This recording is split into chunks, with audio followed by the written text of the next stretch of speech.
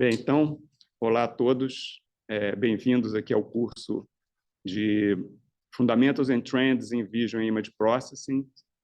O tema do curso esse ano é Multimodal Generative Networks.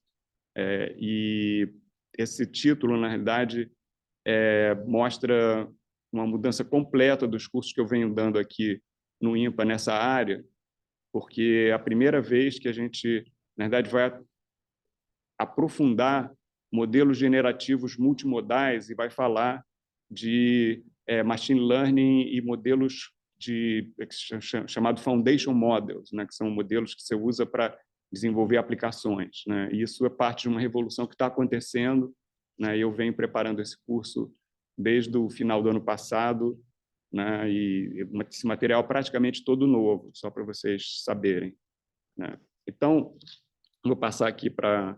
Isso aqui é a página do curso, a gente vai voltar a ela e vou passar aqui para os slides, tá?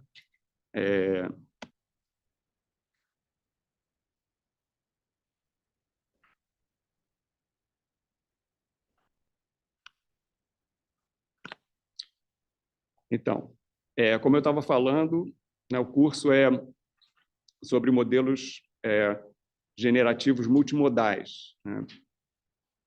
E eu queria começar mostrando o que isso significa através de alguns exemplos, né? Então, nós temos esses dois teasers que mostram uma revolução que está em processo, né? Have you ever seen a polar bear playing bass? Or a robot painted like a Picasso? Didn't think so. DALL-E 2 is a new AI system from OpenAI that can take simple text descriptions like a koala dunking a basketball and turn them into photorealistic images that have never existed before. DALL-E 2 can also realistically edit and retouch photos. Based on a simple natural language description, it can fill in or replace part of an image with AI-generated imagery that blends seamlessly with the original. It's called inpainting. In January 2021, OpenAI introduced DALL-E, a system that could generate images from text, like this avocado armchair. DALL-E 2 takes the technology even further with higher resolution, greater comprehension, and new capabilities, like inpainting. It can even start with an image as an input and create variations with different angles and styles. DALL-E was created by training a neural network on images and their text descriptions. Through deep learning, it not only understands individual objects, like koala bears and motorcycles, but learns from relationships between objects. And when you ask DALL-E for an image of a koala bear riding a motorcycle, it knows how to create that or anything else with a relationship to another object or action. The DALL-E research has three main outcomes. First, it can help people express themselves visually in ways they may not have been able to before. Second, an AI-generated image can tell us a lot about whether the system understands us or is just repeating what it's been taught. Third, DALL-E helps humans understand how AI systems see and understand our world. This is a critical part of developing AI that's useful and safe. The technology is constantly evolving, and DALL-E 2 has limitations. If it's taught with images that are incorrectly labeled, like a plane labeled car, and a user tries to generate a car, DALL-E may create a plane. It's like talking to a person who learned the wrong word for something. DALL-E can also be limited by gaps in its training. If you type baboon and DALL-E has learned what a baboon is through images and accurate labels, it will generate a lot of great baboons. But if you type howler monkey and it hasn't learned what a howler monkey is, DALL-E will give you its best idea of what it thinks it could be, like a howling monkey. What's exciting about the approach used to train DALL-E is that it can take what it learned from a variety of other labeled images and then apply it to a new image. Given a picture of a monkey, DALL-E can infer what it would look like doing something it's never done before, like paying its taxes while wearing a funny hat. DALL-E is an example of how imaginative humans and clever systems can work together to make new things, amplifying our creative potential.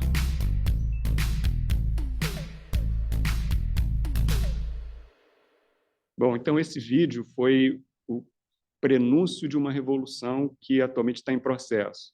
Como vocês viram aí no vídeo, né, eles falam de um início, que é o DALL-E, foi no final de 2021, e ainda não era uma coisa poderosa, né? E foi transformada numa coisa mais poderosa já no meio para o final de 2022, né? Só que isso continua, né?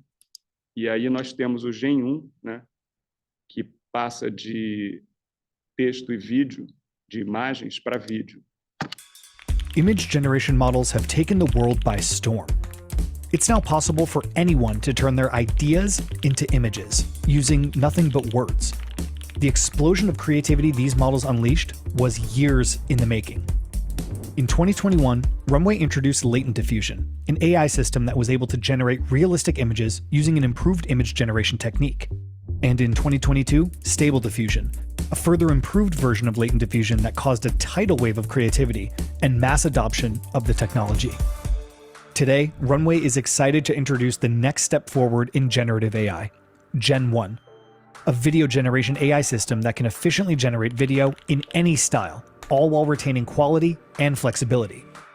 Gen 1 is able to realistically and consistently apply the composition and style of an image or text prompt to the target video, allowing you to generate new video content using an existing video. We call this approach video to video, and we're incredibly excited to share a few early use cases. Stylization mode. Transfer the style of any image or prompt to every frame of your video. Storyboard mode. Turn mockups into fully stylized and animated renders. Mask mode. Isolate subjects in your video and modify them with simple text prompts. Render mode. Turn untextured renders into realistic outputs by applying an input image or prompt. And customization mode. Unleash the full power of Gen 1 by customizing the model for even higher fidelity results. Gen 1 represents a pivotal step forward in generative AI, one that brings us meaningfully closer to realizing the future of storytelling. Bem, então aí vocês veem que do que aconteceu em 2021, 2022, a gente chega em 2023, né? E a questão toda aí é entender mídias, né?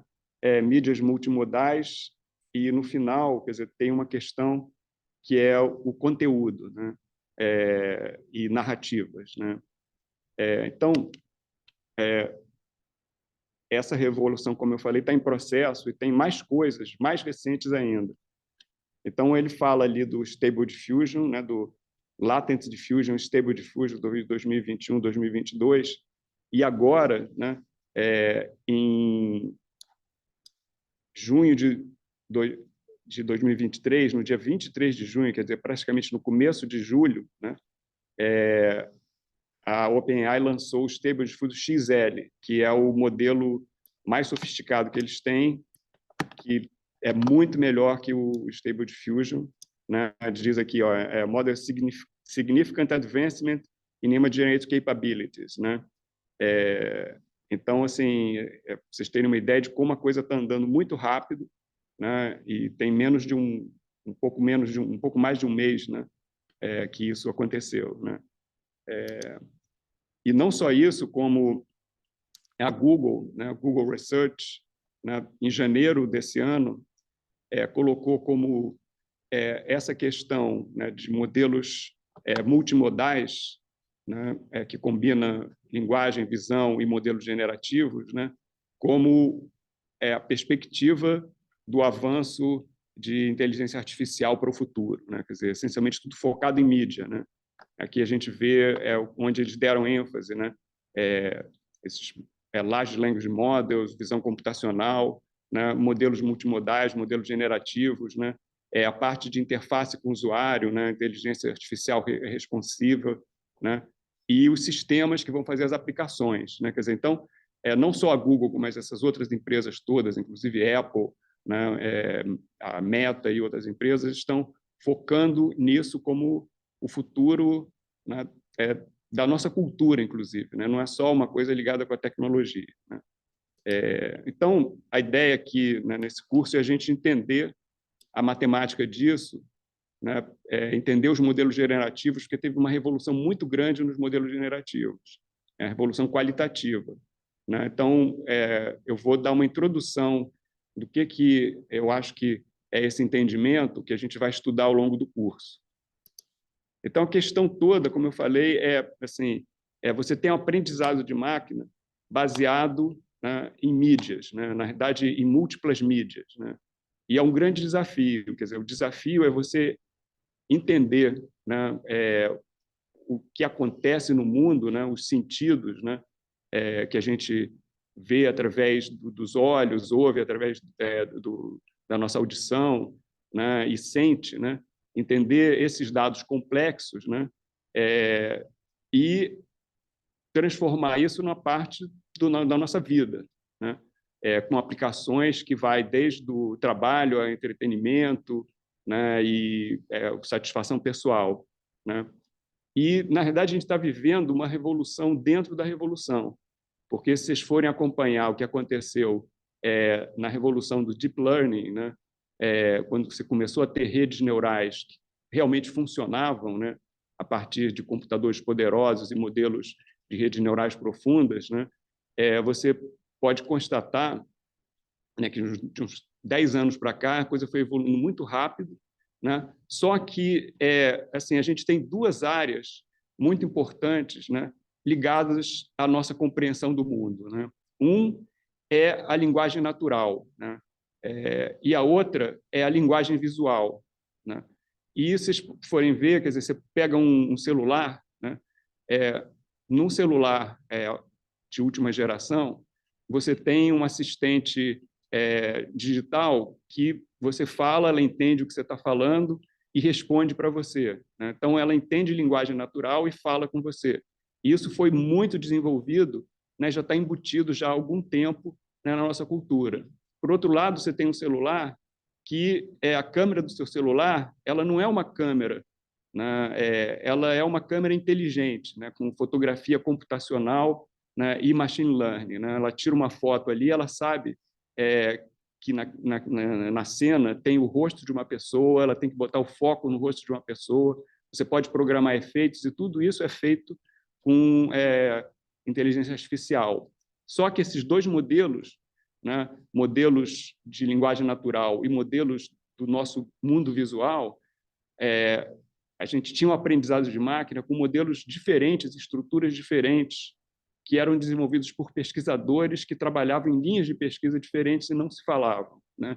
Então, o que eu estou falando dessa revolução dentro da revolução é exatamente quando você junta, né, os modelos de linguagem natural com os modelos de linguagem visual para a compreensão do mundo, né?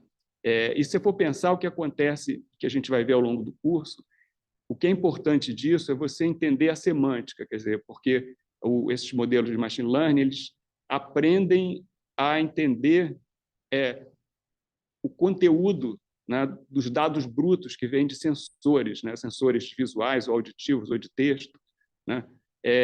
E o que está por trás disso é a semântica, a estrutura das coisas, né? Então, a gente vai ver que você tem, nesse processo de aprendizado, uma hierarquia, né, que você vai estruturando os dados, aprendendo features e estruturas para, no final, chegar na semântica, né? Quando você junta essas duas coisas, né, isso fica muito poderoso e você junta isso com a interface com o usuário, né? Vocês podem lembrar do ChatGPT, né? O ChatGPT, por que ele é tão melhor do que a Siri ou um outro assistente digital? Porque ele conversa com você, ele entende você, ele interage com você, né? Então, assim, essa revolução dentro da revolução é quando você junta essas duas coisas, porque a semântica da linguagem natural e a semântica da linguagem visual, ela é diferente, mas pode ser colocada junto. Por exemplo, você descreve uma cena, né, com texto, né, e isso você entende a estrutura, você tem estrutura, né, sintática, gramatical, etc., né, e você olha para uma imagem, você tem uma estrutura visual ali, né, e quando você junta essas coisas, aí você tem um poder muito maior, e exatamente isso aconteceu nesses 3 últimos anos, né, quer dizer, está explodindo agora, e é disso que a gente vai falar, né? Então, para começar a entender isso, a gente começa pelo que a gente sabe e gosta de fazer, né, que é computação gráfica e visão computacional, né? Então, a gente tem em computação gráfica e visão computacional os modelos procedurais generativos, né? Então, assim, o que acontece? Quer dizer, a gente conhece, né, as estruturas, né? E a gente quer gerar imagens com o computador, né? E também entender imagens a partir disso, né? Porque quando você consegue gerar, você consegue também analisar, né? Então, a gente aqui no INPA estuda isso de uma maneira integrada, né? A visão computacional e a geração de imagens, né?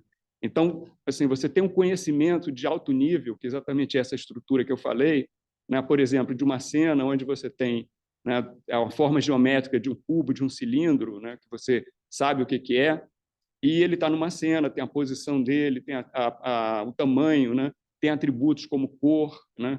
Então, isso, assim, você tem a estrutura, né? Sabe o que é e está colocando de uma maneira que você pode gerar uma imagem. Então, você vai gerar uma imagem e essa imagem ela é exatamente o que seria capturado por uma câmera, né? Uma imagem bruta, né? Que você olha e você vê, né? Mas você gerou ela a partir dessa descrição de alto nível, né? Só que você pode fazer o processo inverso e, como eu falei, é interessante você considerar isso junto, porque se você sabe gerar, você sabe analisar. Então, esse processo inverso, que é a visão computacional, é o processo inverso da geração de imagem, que você, a partir dessa imagem bruta, você vai inferir essa estrutura, mas você tem que ter esse conhecimento a priori do que é essa estrutura, né? Isso a gente sabe fazer e a gente já vem estudando isso há muito tempo, aqui no INPA já há mais de 30 anos, né? Agora, esses modelos, né, essa estrutura de você gerar e analisar, né, são a base e tem uma estrutura muito semelhante aos modelos de aprendizagem de máquina, né? Só que a diferença é que nos modelos de aprendizagem de máquina, a gente vai ter modelos generativos baseados em aprendizagem estatística, né? A aprendizagem de máquina é essencialmente você, a partir de dados, né, inferir modelos probabilísticos, né? Então, esses modelos generativos, eles são aprendizagem estatística aprendidos dos dados, usando a estatística, né? Então, só que você também precisa, para regularizar o aprendizado, ter algum conhecimento a priori, né? Então, no exemplo aqui, você tem, né, por exemplo, um conjunto de dados, né, que você pode pensar que vem de uma distribuição de dados que são imagens de quartos, né? E você quer entender isso, quer entender essa estrutura. E daí você tem alguns pressupostos, né, do que é um quarto, né, baseado, né, em como é tanto a geração de imagem, né, que tem um ambiente, tem iluminação, é um ambiente de interior, né, tem objetos no quarto que tem certos tipos de material e você sabe esses materiais, né? E juntando isso e um modelo de aprendizagem estatística, você consegue ter o modelo probabilístico que vai ser equivalente àquilo que a gente estava vendo antes, só que no sentido de aprender dos dados. Você não está usando o conhecimento que você colocou ali diretamente, né? E o que é interessante ver é que tem, né, um grande espectro, né, que vai do dado puro até o conhecimento a priori, né? Então, se você pensa no modelo generativo puro, né, quer dizer, você aprende ele usando a aprendizagem estatística a partir dos dados, né, com alguns pressupostos, né? Por outro lado, o que a gente viu antes dos modelos procedurais, né, você faz tudo a partir de conhecimento que você tem e é feito diretamente por especialistas. A máquina não aprende, a máquina ela é programada. E no meio disso, você tem o que a gente chama de AI Graphics, né, que foi exatamente o tema do curso que eu dei no período passado. Então, o que a gente vai explorar é esse espectro, né, focando nos modelos generativos, né?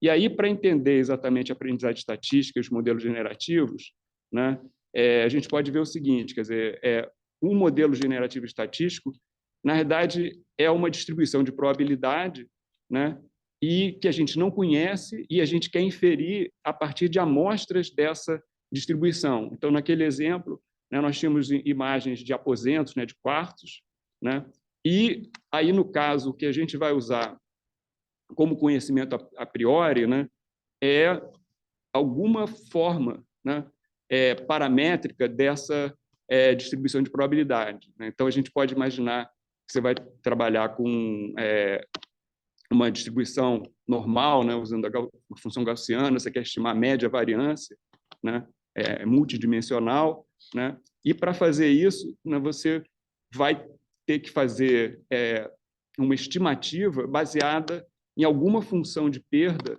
né, onde você vai querer que essa distribuição ela seja mais fiel aos dados, né? Então, a gente vai usar esse conceito de máxima verossimilhança, né, para fazer o aprendizado, né? E, para fazer isso, no fundo, a gente vai usar a otimização. Tem vários métodos de otimização para você fazer essa estimativa, né? Estimar a distribuição, né? Então, no fundo, é isso. Quer dizer, o que a gente quer é aprender essa distribuição de probabilidade, né, a partir de dados.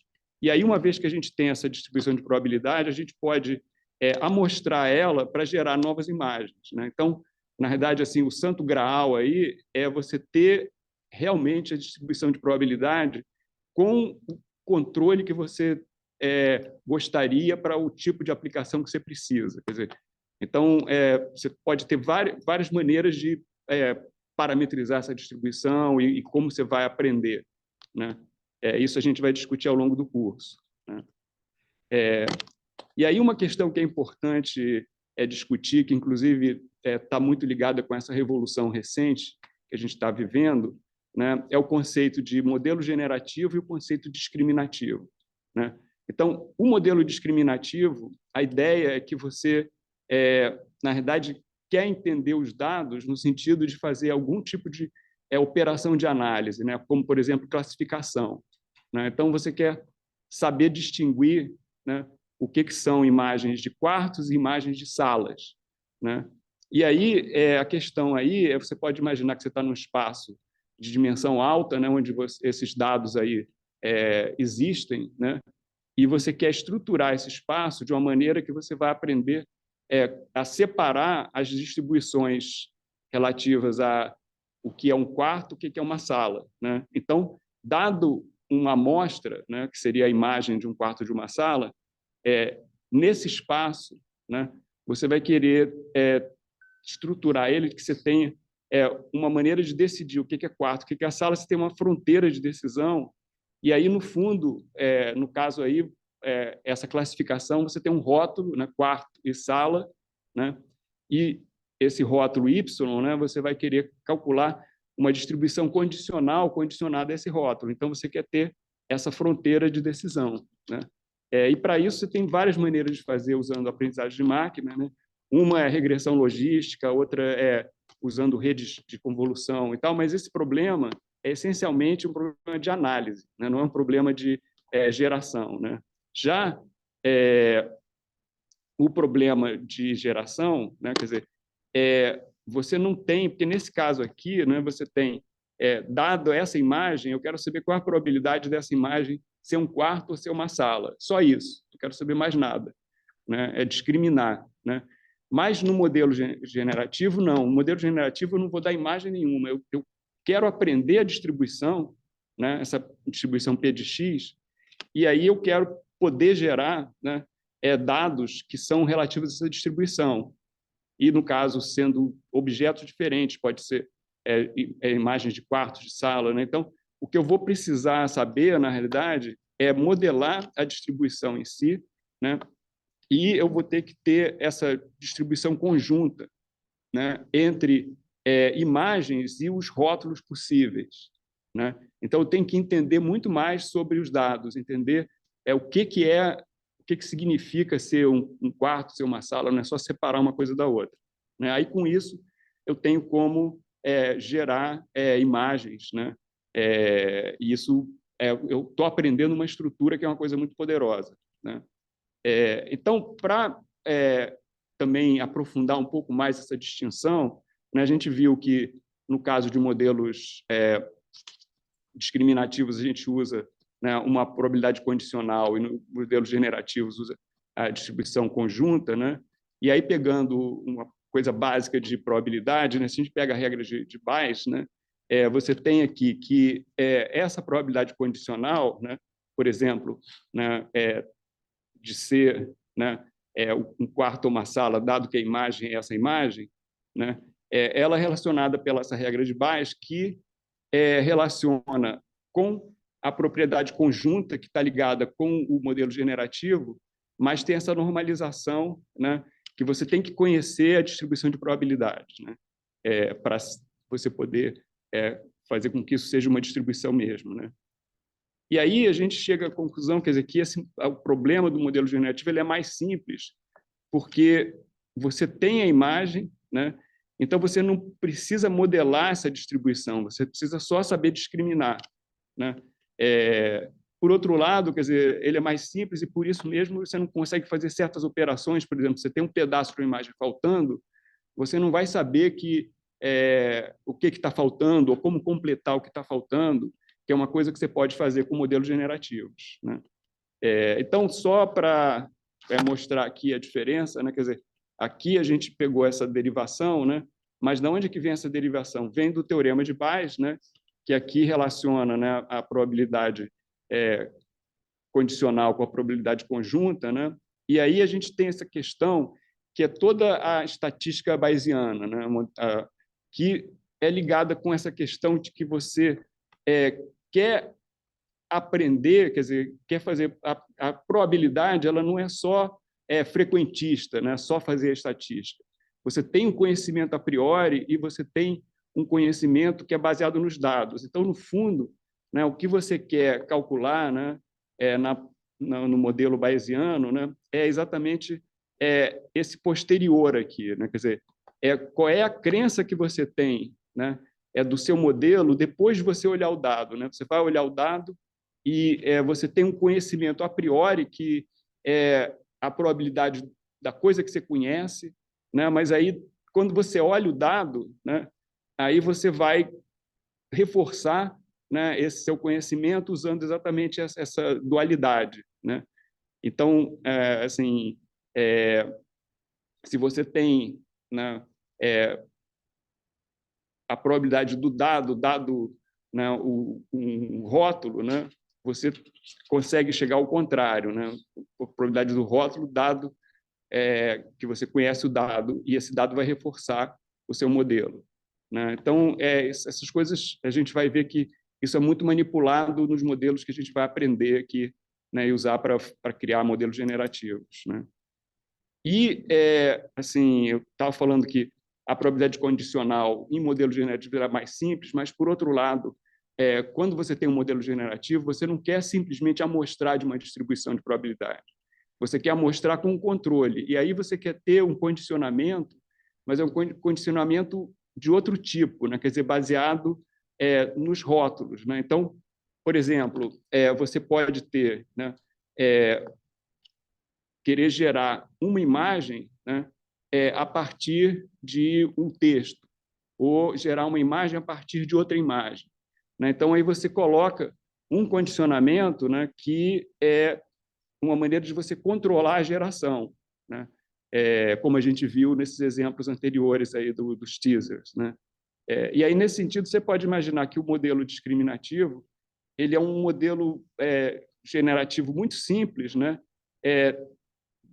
Exatamente do rótulo, né? Quer dizer, então, dada a imagem, você vai gerar o rótulo, porque você sabe classificar de uma coisa para outra, né?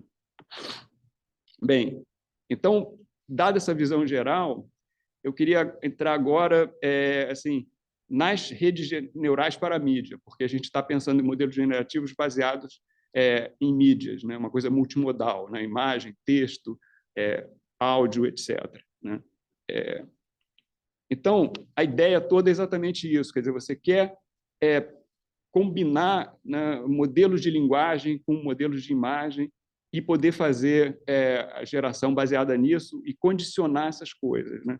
Então, por exemplo, os modelos generativos baseados em linguagem, né, que hoje em dia se chama de os LLMs, né, Large Language Models, né, essencialmente a ideia aí, a gente vai ver isso com mais detalhe, né, você tem um texto, né, que é o começo de alguma coisa, e você conhece a estrutura da linguagem, você quer fazer uma previsão do que vem depois, né?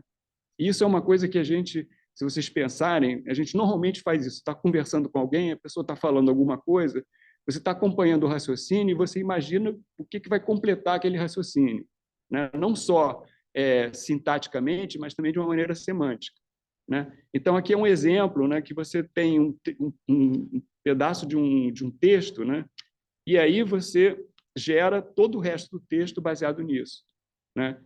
E isso é porque você conhece não só a estrutura sintática, gramatical e semântica, como você fez isso analisando muitos dados. Isso, no fundo, é o que está por trás do ChatGPT, né? Mas a gente quer mais ainda, a gente quer fazer uma coisa multimodal. Então, a gente quer misturar imagem e texto. Então, a gente quer condicionar, né, a geração de imagem baseada no texto, e a gente tem que entender, como eu falei, a estrutura, a relação, né, da semântica na imagem com a relação da semântica no texto, né? Porque esse primeiro exemplo aqui, a gente só tem a estrutura semântica da linguagem, não tem da imagem. Quando a gente junta os dois, aí você consegue fazer essa geração de imagens baseadas em texto. Então, você tem o que é chamado de text prompt, né? Que seria como se fosse uma espécie de uma legenda de uma imagem. E aí você diz, olha, me gera a imagem correspondente a essa legenda, né? E isso aí é o que você pode imaginar. Assim, você conhece o mundo, você fecha o olho, alguém te descreve uma cena, você vê essa cena na sua cabeça. Então, você quer ter um entendimento do mundo baseado nisso, né? E é isso que a gente vai estudar aqui, né? E é muito poderoso porque você não só pode fazer isso, né, para gerar as coisas correspondentes a uma descrição, mas você pode usar isso de uma maneira artística, né, ou de uma maneira para algum tipo de aplicação, né? Então, por exemplo, você tem a imagem de uma pessoa e você quer mudar a cor do cabelo dela, mudar o formato do cabelo, colocar um óculos, né? E isso pode ser usado desde para a finalidade de entretenimento, né? Você quer fazer um filme e precisa botar um óculos no ator virtual, né? Ou até para aplicações na área de moda, de ótica, né? E assim por diante, né? E isso também quando você tem esses modelos muito poderosos e a sua distribuição de probabilidade está estruturada do jeito certo, né? Você consegue ter esse tipo de manipulação. Bem, então agora eu queria, na verdade, passar um dever de casa para vocês, porque eu falei de uma porção de coisas assim com hand-waving, né, dando conceitos gerais, e eu queria passar um outro hand-waving, que é esse trabalho do Steve Seitz, que ele fez uma coisa muito interessante, que é uma visão intuitiva, né, não só da computação gráfica, mas tem um pedacinho que são exatamente esses 3 vídeos, né? Na verdade, esse Graphics in 5 Minutes, cada vídeo tem 5 minutos, né, mas ele pega exatamente assim o ponto e a intuição da coisa. Então, assim, esses 2 primeiros vídeos, né, dando uma intuição do que são esses Large Language Models, né? E os 2 segundos vídeos são exatamente dando uma intuição de como você combina os Large Language Models com imagem, né? E daí a gente aí tem 2 maneiras de combinar, né? E daí, assim, vocês vão, de uma certa maneira, ter uma visão geral disso, bastante intuitiva, né? Então, só para vocês terem uma ideia de como é o vídeo, eu vou pegar o trechinho inicial de um vídeo e mostrar aqui, mas aí a ideia, vocês vão procurar isso e assistir esses 4 vídeos, né? Dura menos de meia hora para vocês assistirem. Hey everyone! In this video, you'll learn all about text-to-image generators, like Imagen, DALL-E 2, and Vou aumentar Parti. pouquinho aqui. The image on the left is a real photo of a teddy bear. The one on the right was generated from a text-to-image system using the text prompt below in blue. That's pretty cool. We'll show real images with a photo-style border and generated images without the border. These image generators are based on large language models, which are big neural networks that learn to predict the next word in a sentence.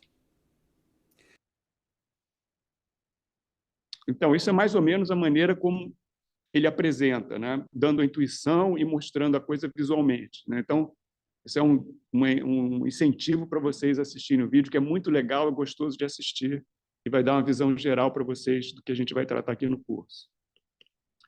Bem, tem mais uma coisa, né, que eu falei em texto, imagem, falei em vídeo, né, mas a gente gosta também de computação gráfica e de modelos 3D, né? Então, para mostrar para vocês como essa área está avançando rápido, né? Isso aqui foi lançado, né, no dia 15 de julho, né? Tem menos de um mês, né?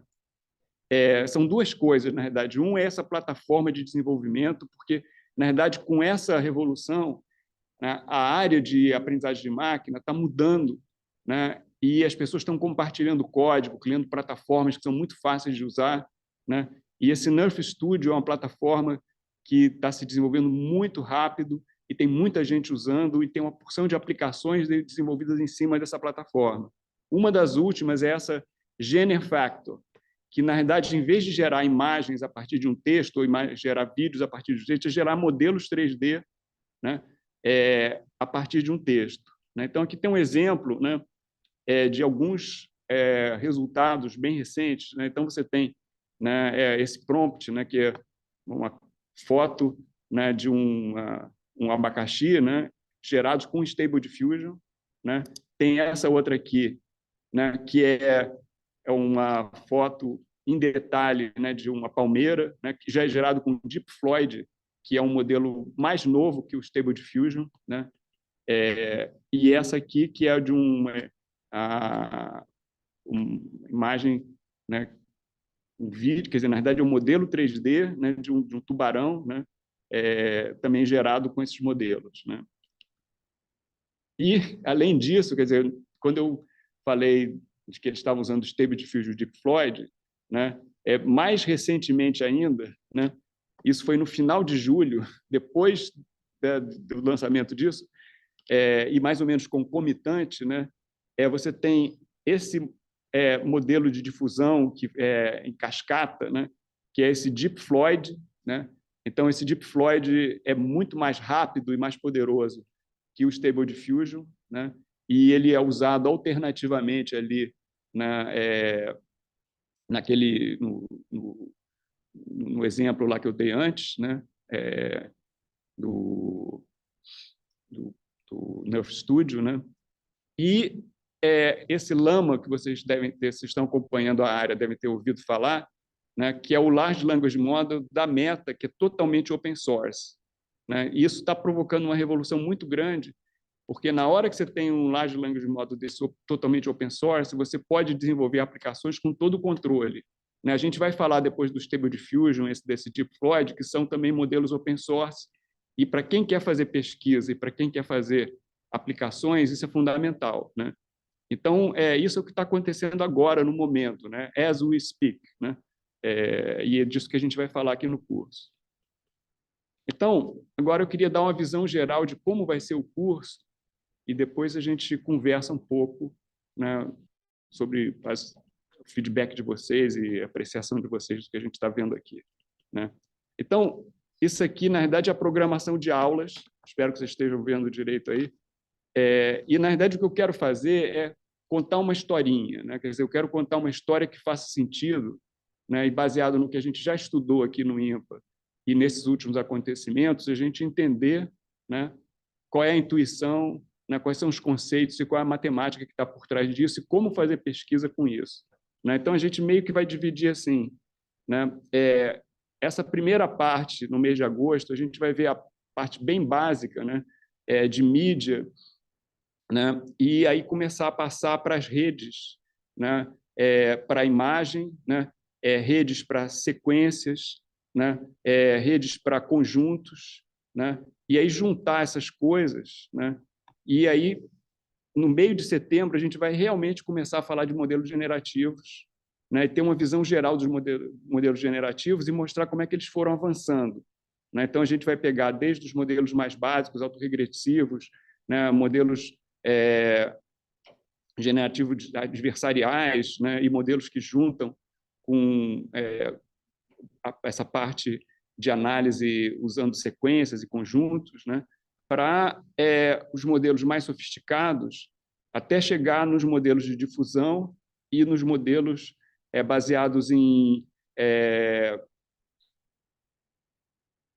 essas fluxos, né? A gente vai falar de fluxos e funções de fluxo, né?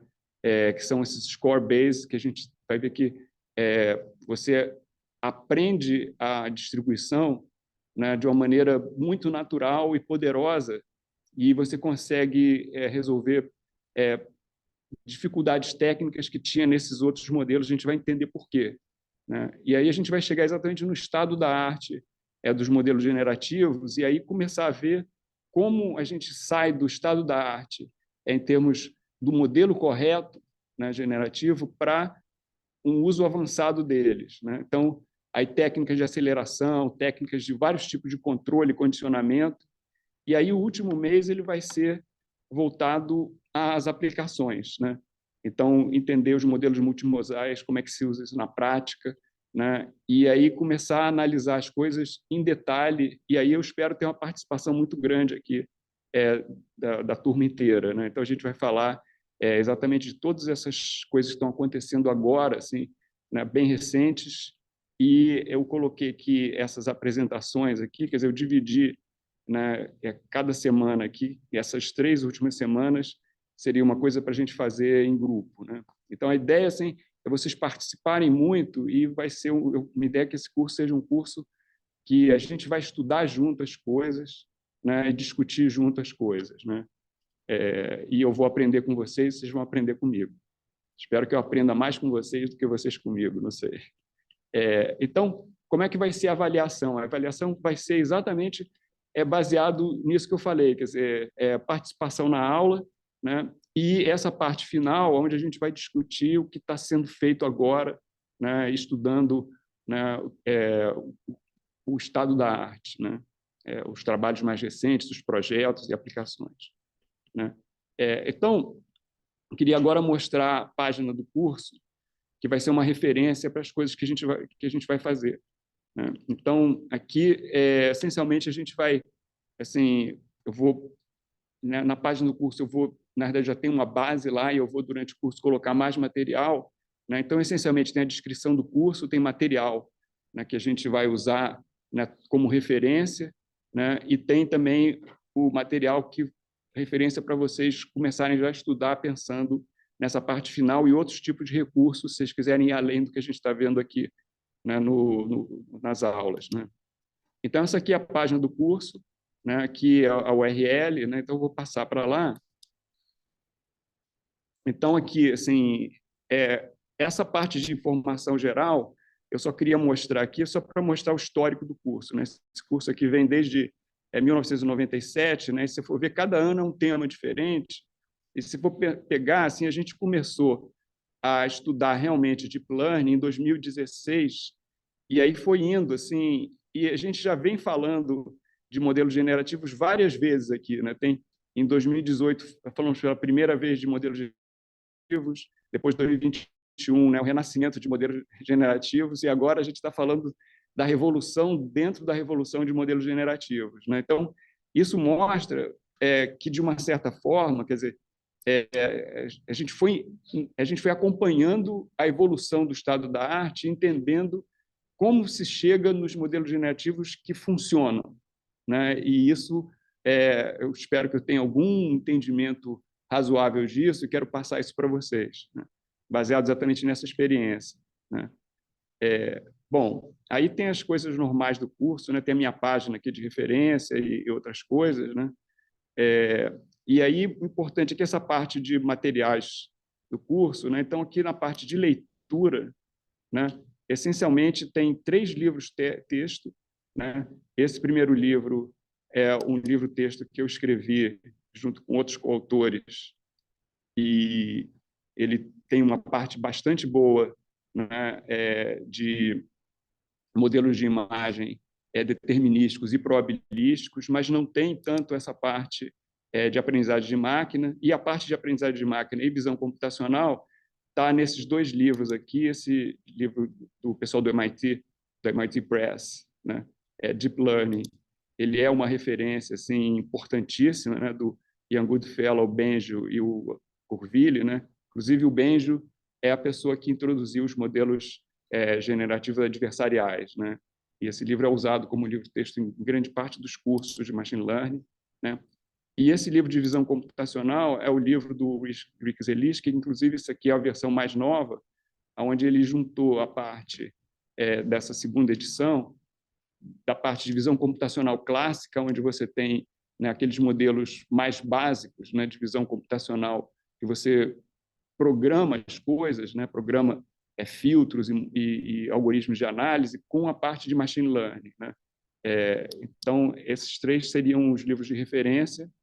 E aí aqui tem uma parte de surveys, né, que são desde surveys gerais, como esse aqui, que eu recomendo que todo mundo leia, né, porque esse aqui é um survey dos 3 pesquisadores que ganharam o prêmio Turing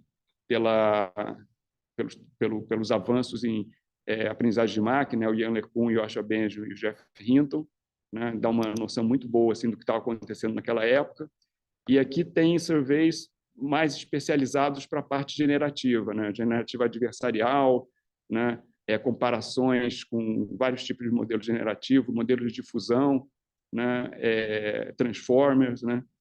E aqui no final eu coloquei uma parte que eu acho que é importante para a parte de mídia e de sinais, né? Quer dizer, esse tutorial que na verdade é um tutorial que eu dei inicialmente em 99 no SIGGRAPH junto com o Jonas Gomes, e depois ele se transformou num livro do INPA, foi o segundo livro da série da Springer do INPA, que assim, foi escolhido porque tinha uma repercussão muito grande, né? E aqui tem umas coisas que são importantes, né, que são referência de artigos sobre amostragem estocástica, que é uma área que a gente está trabalhando muito. Eu não vou falar muito disso aqui no curso, mas é um negócio que eu acho que vai ter importância cada vez maior. Eu quis deixar aqui, né, se a gente for discutir isso em relação a algum trabalho, uma coisa assim, né? Aí tem a parte de software, que nesse curso, essa parte de software, a gente vai discutir isso depois, mas eu quero deixar bastante em aberto, né? Então, eu coloquei as coisas básicas de software aqui, que é o Python, Colab, né, o PyTorch, Lightning, né, TensorFlow, OpenCV e o Qt. O OpenCV e o Qt são plataformas e sistemas para desenvolvimento de interface, no caso do Qt, né, em aplicações, e todo um arcabouço, né, bibliotecas para visão computacional que você usa junto com machine learning, né? E aqui eu coloquei uma coisa que é importante, eu vou voltar a isso e a gente discute depois, que são plataformas, quer dizer, porque como que você pesquisa e desenvolve para modelos generativos, né? Ainda mais pensando que esses modelos generativos que realmente funcionam, eles precisam de muitos recursos computacionais, né? E como você lida com isso, né? Então, você pode aqui ter uma gradação, né, de plataformas que vai desde a coisa mais simples e mais controlada, que é o que a gente usava nos cursos anteriores, que é usar o Google Colab, né? E aí você tem os recursos de maneira bem controlada e não precisa ficar dependendo, né, de quem tem uma Ferrari, quem tem um Fusquinha, etc., né? E aí tem a parte que é usada pelos artistas, né, que são interfaces em cima de sistemas que já estão funcionando bem para a parte de inferência, né? Então, tem esse WebUI. Então, esse WebUI é uma interface na web, usando essa biblioteca do Gradio, né, que é muito boa, né, e muita gente está usando. E esse ConfUI, que, na verdade, é uma interface que é baseada em uma linguagem visual, né? Quer dizer, você tem uma linguagem de flowchart que você vai conectando as operações e você consegue desenvolver muita coisa em cima de uma plataforma que já existe, né?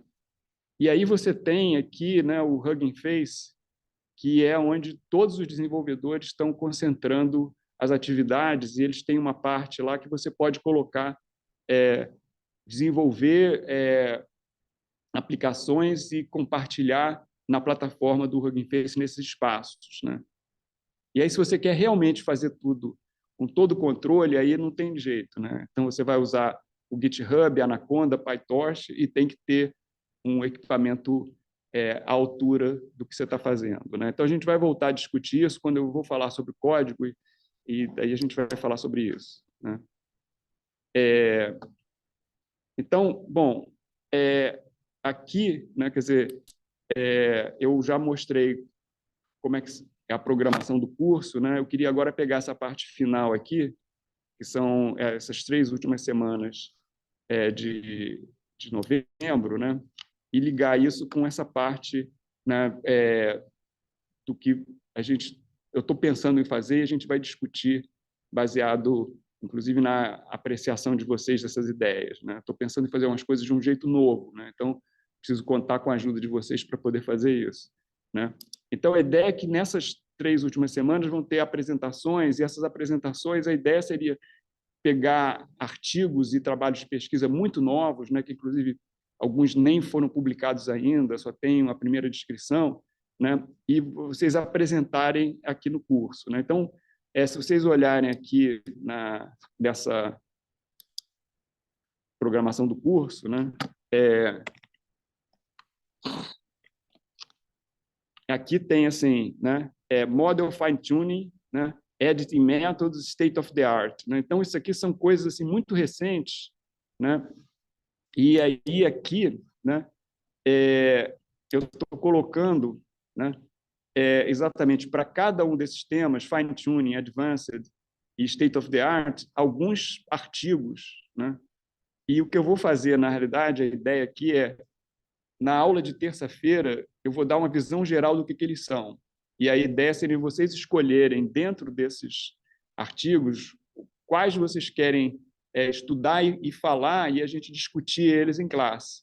Aí, como isso vai ser, a gente vai pensar, né? E aí tem a lista para ficar claro e facilitar, eu coloquei a lista dos papers aqui, né, em geral, que eu estou colocando, né, só a referência do archive, né, que todos eles têm material no archive, mas eles, além disso, têm a página do projeto, etc. Então, depois vocês vão pegar as referências, né? Aí, aqui, eu queria, agora, no final, só mostrar esses recursos aqui, que, primeiro, tem esses links, né? Então, aqui, essa primeira categoria aqui são links, que tem muito material, né? E tem algumas pessoas que organizaram esse material, tanto para a parte de modelos generativos quanto modelos de difusão, né? Então, esse aqui, primeiro, Awesome Generative Deep AI, né? Tem muito material sobre... uma página no GitHub que tem muito material sobre esses modelos generativos. Então, tem assim, tudo classificado, né? Referências. Então, é bastante coisa, né? Que complementa aquela lista de papers e coisas que vocês tiverem interesse. Aí tem esse aqui que é só sobre modelos de difusão, que realmente são os modelos generativos mais avançados e que funcionam melhor, né? Então, aqui também é a mesma coisa, né? Você tem, né, todos os modelos e tal, né?